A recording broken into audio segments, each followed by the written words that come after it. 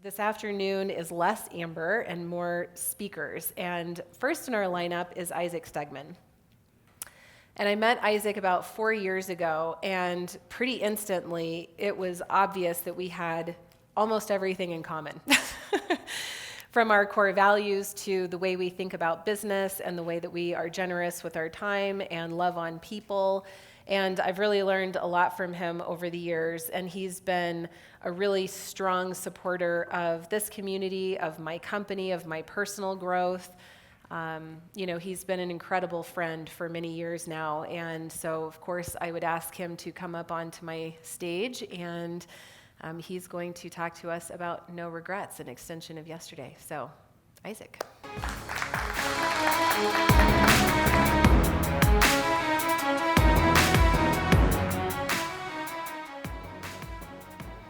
No regrets. Bronnie Ware wrote a book called The Top 5 Regrets of the Dying. She was a hospice nurse, and so she would sit next to the bed of someone who was in their last days. And she would listen to them talk about their life. And she would ask them questions.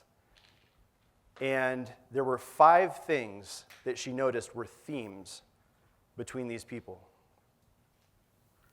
And why this matters is we can either look at our life from the perspective of now and being in the moment and missing the things that matter, or we can get a different perspective and fast forward to the end of our lives and picture ourselves there and look back and say, at that moment, what life would I have been proud to live?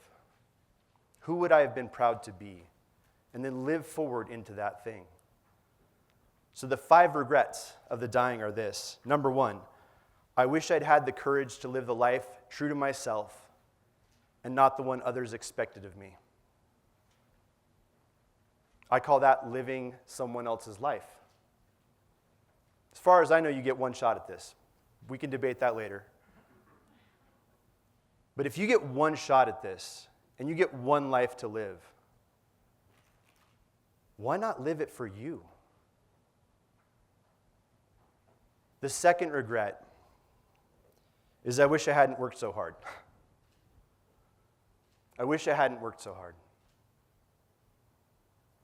The third regret is I wish I'd had the courage to express my feelings. Boy, thinking back to yesterday and the conversation about open loops and things not said and waiting until it's too late, this really hit home. When you teach something, at least for myself, I feel much like 10 times as obligated to do it. So I was sitting in bed, kept waking up last night with new conversations I needed to have and loops I needed to close until I finally fell asleep at 12:30, 1 o'clock in the morning, and then woke up with more on my mind this morning. I wish I'd had the courage to express my feelings. Number 4, I wish I'd stayed in touch with my friends. I wish I'd stayed in touch with my friends. And number 5, I wish I'd let myself be happier. Think about that. I wish I'd let myself. Happiness is right there. Freedom is right there. Joy is right there. It's all accessed from within.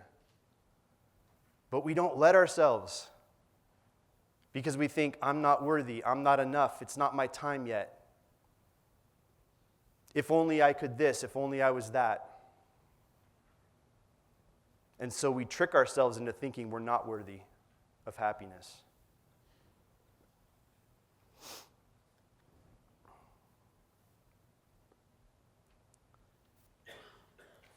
The first thing that I would invite you to do is think about the direction that you're headed in life. What direction are you headed in life?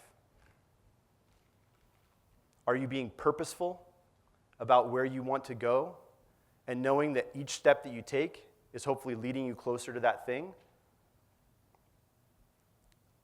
Or are you like I was for many, many years and you're just kind of lost and wandering, going through the motions? Has anybody ever been just going through the motions? You wake up one day and you're like, how the heck am I 45? I was just 25. What happened? Where was I? Right? Perhaps you've been there recently. Perhaps you're there now. A little bit aimless, a little bit listless, not really knowing that you are running in the direction of your dreams and your purpose. There was a yoga instructor who Carrie knows. Her name was Andrea Riggs. I used to run masterminds every October in Maui. Miss those. And we'd have about 12 to 15 people in those masterminds. Very special, curated group. And I had someone who wasn't able to speak because he had had 12 years that he battled of leukemia. And he was so sick that he said, I would crawl there if I could, but I can't make it from my room. And I said, dude, we got you. And so I turned to Andrea and I said, you've got so much wisdom. Would you be willing to fill in for Lou? And she said, oh, yeah, no problem. What are we talking about? And I said, purpose. So, fairly big topic. And she goes, oh, I got this. So I said, perfect. Take it away. And she got up in the front of the room and she said, this is easy. You want to know your purpose? Pay attention to your intuition in your heart and move towards that which moves you. And she put down the mic. I was like, oh. And all of these business owners who we've been seeking purpose and what's the perfect thing to put up on our wall and what's going to sound impressive and make us feel important for so many years, we're just floored by the simple wisdom of move towards that which moves you. That's why alignment is so important. That's why knowing who your avatar is and what your vision is and what your why is so important. That's why knowing what your values are so they can be the guardrails to your life. You have to know what direction you're headed in. And if you're not headed in the direction you want to go, now is the time to change course. Now. Because if not now, when? Tomorrow, when it's convenient, when it's easy. Does it ever get easy? Have you ever had that thought? Oh, when it's easier, I'll do it. Once I have more time, I'll do it. Once I have the money, I'll do it. Once I'm more motivated or have all the space in my life, I'll do it. The time is now. That's all the time you get. This is what you get right now. That's all you're guaranteed.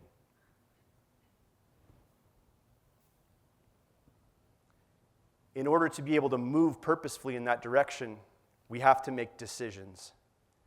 And to decide means to cut off. Incision means to cut into. Decide, decision means to cut off from. And the key to this is to remove all of the things that do not align with what you really want and who you know yourself to be. Because there's this thing called resistance that happens, and anxiety and overwhelm and stress. And here's my take on when that happens. When we know this is my purpose, this is my true north, and every decision that we make that's out of alignment with that space in between your true north and northeast, that's where friction happens. That's where being out of alignment costs you things. It costs you your health. You get stressed. You get overwhelmed. It costs you your business, your presence. We have to make decisions to cut off those things that are inherently good but not aligned. Warren Buffett said the difference between successful people and really successful people is that really successful people say no to almost everything. Is there anybody in here that wants to be moderately successful or less? Like medium, give me medium, right? What's not too hard but still kind of impressive? Is there anybody here that if it were available to you would be wildly successful if success meant ultimate, infinite impact for your avatar and in the world, and fulfillment for yourself, and a filling up of your why? So this is the quote that most people hear. The story behind the quote is that Warren Buffett had a pilot. His name was Mike Flint. And Mike came up and asked him one time, What do I need to do to be really successful? Not just okay successful, because he was already Warren Buffett's pilot. That's pretty successful in the pilot world, right? But like wildly successful. And here's what he said. Make a list of 25 goals. The 25 goals you want to accomplish before you die, and that's it. That's all you get. So you have to be careful about what you choose. And once he had made that list of 25, he brought it back. And Warren said, now here's the secret. Cross off all but 5. You can imagine probably the open eyeballs of like, wow, cross off all but 5. I get to do 5 things in this life? 5, really? I want to do so many more. Guess what? That's why you won't do the 5. Because you see, the 20 are inherently good. They're the things that sound good, they look good, they feel good. It's, do you want to be on the board of the children's hospital? Of course I do want to help the kids. Who doesn't want to help the kids? But because you're on the board of the children's hospital, now you only make your son's games and not his practices. Do you want to chair this committee for, the school? Absolutely, I want to chair the committee. Great. That means one less date night a month with your person. So what we do is we see these things that look really good and they sound really good. And if we ask someone, do you think I should do this? They'd say, yes. Why would you not? That's an amazing opportunity. But it's the opportunity cost that we don't look at until it's too late. What did it take from in order for you to do that? Because guess what? If you have the right 5 goals, you don't have time for anything else. If they are wildly important goals, if they are big, audacious, hairy goals, you don't have time for other things. In fact, you probably will never be able to do those at a level 100. And if you're going to do a big, hairy, audacious goal, you don't want to do it at a level 35 out of 100, right? Like, these are things worth devoting your life to. So there's 2 truths in this. One is you don't have extra time to be wasting. Anybody here wasted time? Me too. A lot.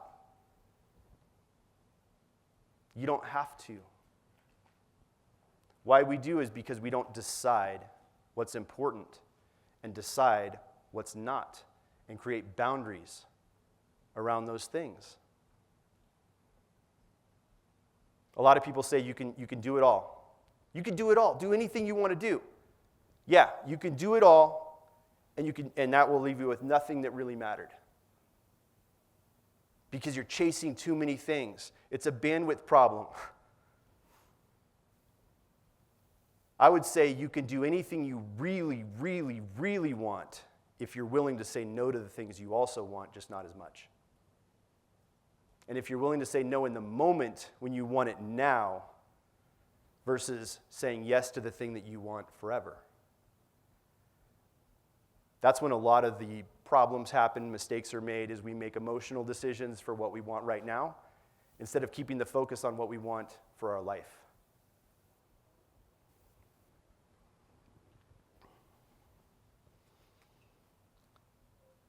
There are these things. I'm going to do a quick exercise with you guys. I want you to write down your top 3 priorities right now. Your top 3 priorities.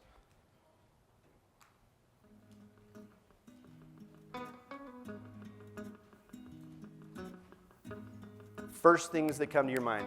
What are your top 3 priorities, the most important things in your world? You have like 30 seconds.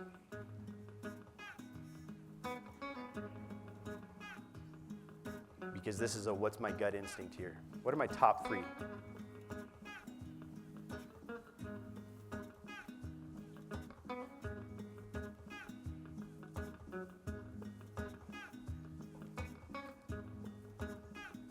Part 2. If someone were following me around for the last week, watching everything I did, and writing down everything I spent my time on and my money on and everything I talked about, what would they say my top 3 priorities are? Write it down. This is just for you.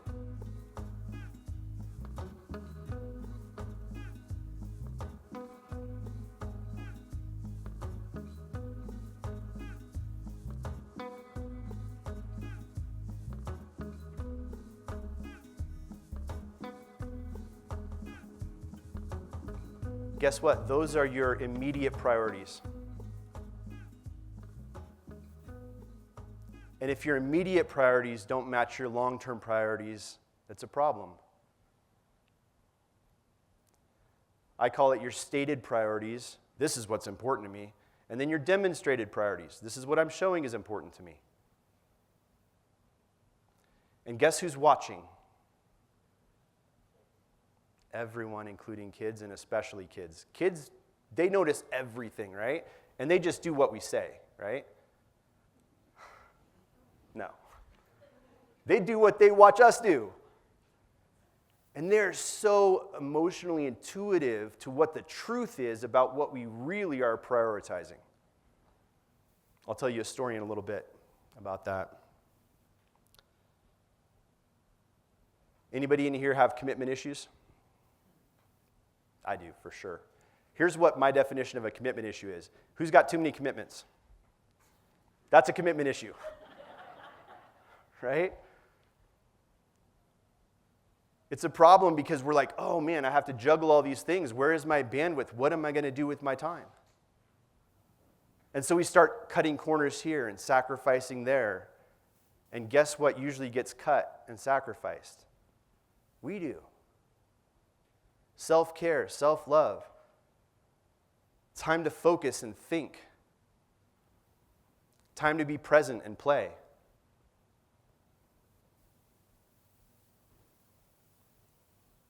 Anybody heard of OPP? Yeah, you got me right now. So OPP stands for Other People's Priorities. Other People's Priorities. Anyone ever said yes to OPP? Other people's priorities. Yeah, you know me. I do, right? I say yes all the time to other people's priorities. And then I look at it and I'm like, why did I say yes to this thing that I don't care about other than just wanting that person to like me? Because guess what? When you say yes to their priorities, what are you saying no to? Your own. The things that matter most. And here's what I finally figured out because I had a yes problem. I figured out that I had to trick myself and that every yes was a no and every no was a yes. And here's how I did that.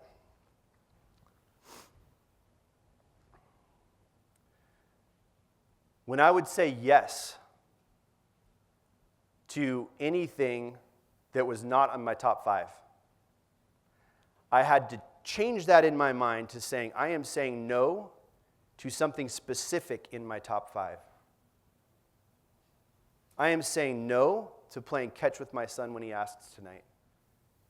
I am saying no to doing the self-work, the self-care, the shadow work, all the things that are on my list of being a better man, so that I can say yes to this other thing. And my brain was like, I don't want to say no to that, to myself, to my kids. And so I was able to retrain myself. And then I like the carrot more than the stick. So, you flip it the other way too. And you say, every time I say no to something that's not in my top 5, I get to pick something from my top 5 to say yes to. That's like, all right, this is getting fun now. So I get to call my son and say, hey, bud, tonight, you and me, we're going to go play catch because I said no to this. I had to flip my yeses and nos.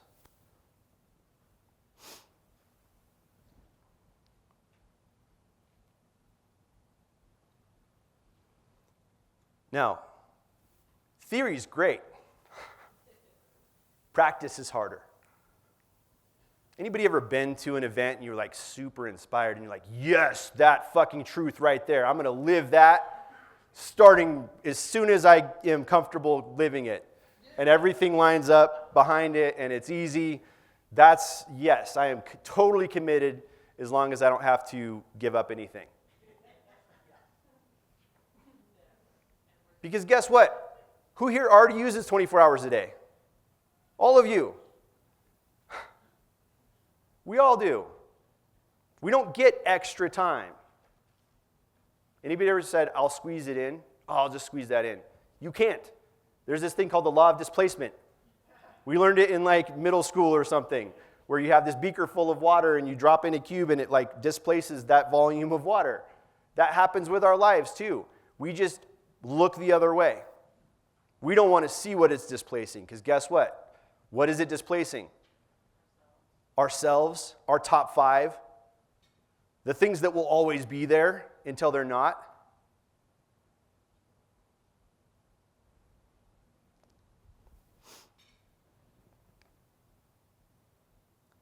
So we have to make these decisions for ourselves and for our lives. What is important to me, and what am I willing to do and say no to in order to honor those things? Because here's the truth. Most people won't. I would love to think that every person in this room is going to go out and live their most epic life and start immediately on focusing on their 5 and having a strategic ignorance to everything else. And the chances that are going to happen are pretty low. But I hope someone does. I hope a lot of people do. You're worth it.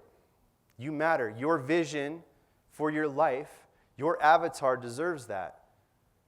You deserve that.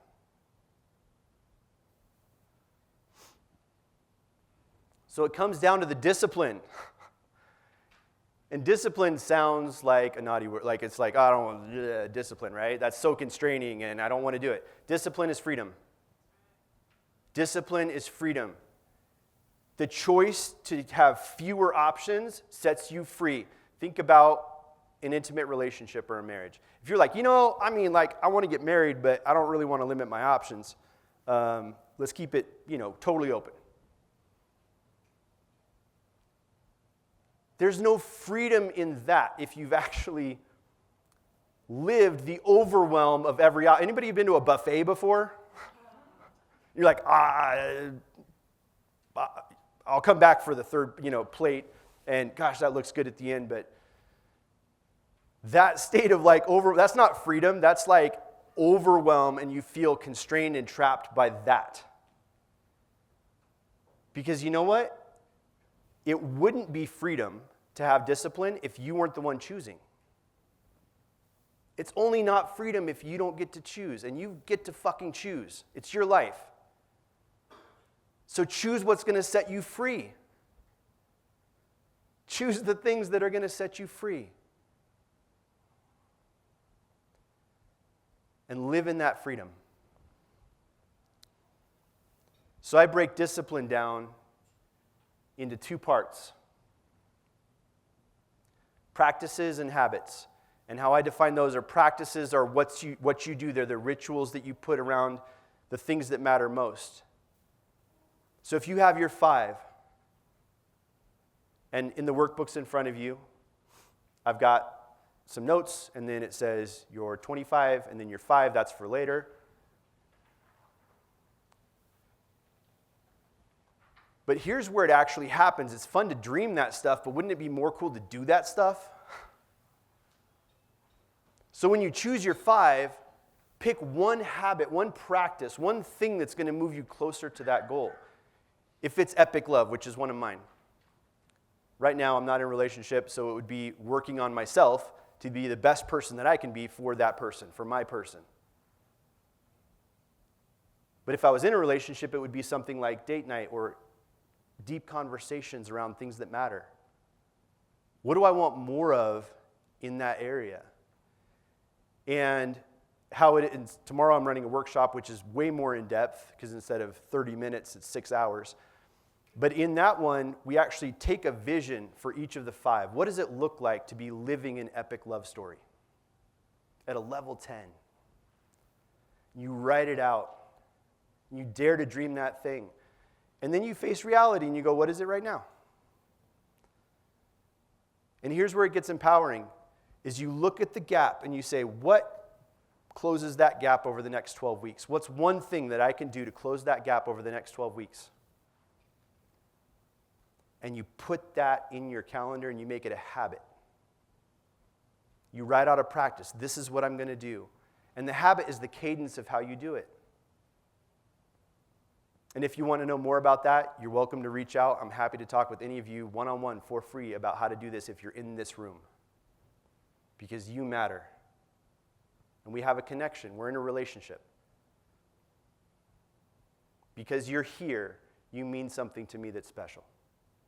I know what it took to make this decision. Why this matters. There are certain moments that matter more in life. This is my son, William. He's 14 now, and he FaceTimes me every day, and he loves to cuddle. At the time, he was about 5 or 6. And at the time, I was very important in my own mind, very successful in my own mind. I had lots of people clamoring for my attention, and I said yes to lots of them, which must have meant that I was doing big things in the world. And I remember driving home one day, and I had a client call me when I was almost home. That just never fails to happen, right? It's like, oh, that guy. And it was that guy. And I answer the phone, and I can immediately tell he's worked up. And so I'm like trying to calm him down, and I'm pretty good at calming people down. My dad was a chaplain for 40 years, and he would walk in a room, and everyone would go, bless you. And so I was trying to calm him down, and I pulled in my driveway. And we had gravel in the last part of our driveway, so you could always hear when the car pulled in. Everyone in the house could hear that. So I pulled in the driveway, and I was sitting there trying to get him to wrap it up, and I'm like, you know what? This is going to be a minute. You ever get that feeling? You're like, this is going to be one of those calls with one of those guys. So I get out of my car, and I walk up to the door, and I walk through the door, and my son, we were on a split level, so like on the right goes down to the basement, which is, there was the garage, and then my whole office downstairs, and then up to the living area. And my son was sitting on the stairs to the living area, and he jumps up, and I'm like, hey, hold on, bud. I'll get with you as soon as I can. And I walk downstairs, and I finish my call. And it was probably an hour and a half to finish the call. But I saved the fucking day. I was a hero to that guy that I don't even talk to anymore, and I'm glad about it. I was his hero in that moment. Let me take you to the other side of the door. My kids, I have 3 kids. He was the youngest. He had 2 older siblings, John and Janine. Janine was 2 years older. John's 4 years older. And so they would do school. They were homeschooled. And so they would all do school. And William sometimes would get done with his school very quickly because he was like 5. And so he would do like Lego projects or something to feel like he was still doing something important while the other kids were doing their school. And so he builds this amazing Lego creation. And guess what? He cannot wait to show this to Dad, his hero. And so he goes and he sits on the stairs. And I just met 5, right? So like I do this when I'm waiting for something. So he's like waiting and waiting and waiting. And I was always late because I was super important and busy. So I don't know how long he was waiting, but I'm sure it was a while. And finally he hears the car pulls in the driveway, and he's like, yeah, Dad's home. And he's waiting and waiting and waiting. And then he hears the door shut, and he's like, all right. So he walks up, hears me walk up the stairs to the door, and Dad opens the door, his fucking hero. The person who he was like, I just want that person to tell me that I did a good job, and that he's proud of me, because I want to be like him. And Dad walks through the door and gives him the finger. And it wasn't the middle finger, it's the worst finger. It's not the fuck you, it's the you're not fucking important. Know your fucking place. I'm on the phone with someone right now. This is my priority, and you need to know where you stand in the order of priorities. And then Dad goes downstairs. William gets ready for bed, puts on his pajamas, goes to sleep, waiting for Dad to come in, give him a kiss, falls asleep. Dad's still not there. I missed it. I fucking missed it. That's what life is made of. When I look back on my deathbed, I still remember that. So many years ago. I don't remember what the conversation was about with that client. I don't care that I was his hero. I want to be my son's hero in that moment. I want to go back and do it over again. And guess what? You can't. And because you can't, you have to make the decision now about what you're going to do going forward. You have to make the decision to live for the moments that matter and make the decisions for the people who matter in your life. Have the courage to say no to the rest. Thank you.